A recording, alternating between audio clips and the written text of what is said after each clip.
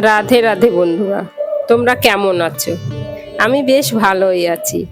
আমাদের এখানে বেশ কয়েকদিন ধরেই মেঘলা ওয়েদার, হাওয়াও খুব বইছে। জানো তো, আমার পাড়ার এক দিদি ভাই আমায় প্রশ্ন করেছিল যে তুমি এত সকালে ঘুম থেকে ওঠো। তখন আমি দিদি ভাইটিকে উত্তর দিয়েছিলাম, কারণ আমার প্রচুর কাজ থাকে পুজোর ঘরে, সেই জন্য আমাকে সকালেই উঠতে হয়, নইলে আমি কাজ সারতে পারি না। আর শরীরটা খারাপ থাকলেও মনে হয় যে আজকে একটু দেরি করে উঠবো, পুজোর ঘরে দেরি করে যাব, কিন্তু জানি না ভগবানের কি লীলা, আমাকে জাগিয়েও দেয়। আর মনে হয় যে কখন আমি পুজোর ঘরে যাব, আমার গপু আমাকে ডাকছে, গপুকে ঘুম থেকে জাগাবো, গপুদের খেতে দেব। আজও এসবের আলাদা কিছু হয়নি।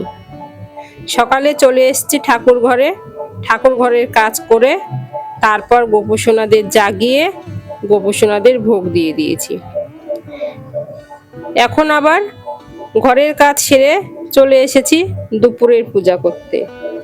আমি যখন প্রথম ভিডিও বানাতে শুরু করেছিলাম তখন ভাবতেই পারিনি এত মানুষের ভালোবাসা, শুভকামনা পাবো।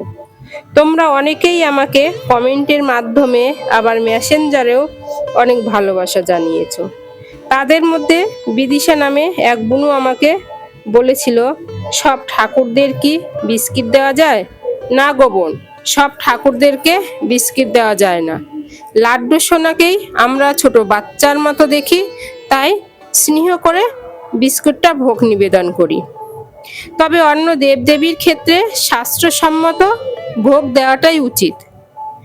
তবে লাড্ডু সোনাকে বিস্কিট দেওয়া গেলেও তুমি দেখে নেবে প্যাকেটে গ্রিন লেবেল করা আছে কিনা। গ্রিন লেবেল থাকলেই বুঝবে বিস্কিটের প্যাকেটটি নিরামিষ। বন্ধুরা, তোমাদের আমার এই ভিডিওগুলো ভালো লেগে থাকলে লাইক, কমেন্ট, শেয়ার, ফলো করে পাশে থাকবে। রাধে রাধে।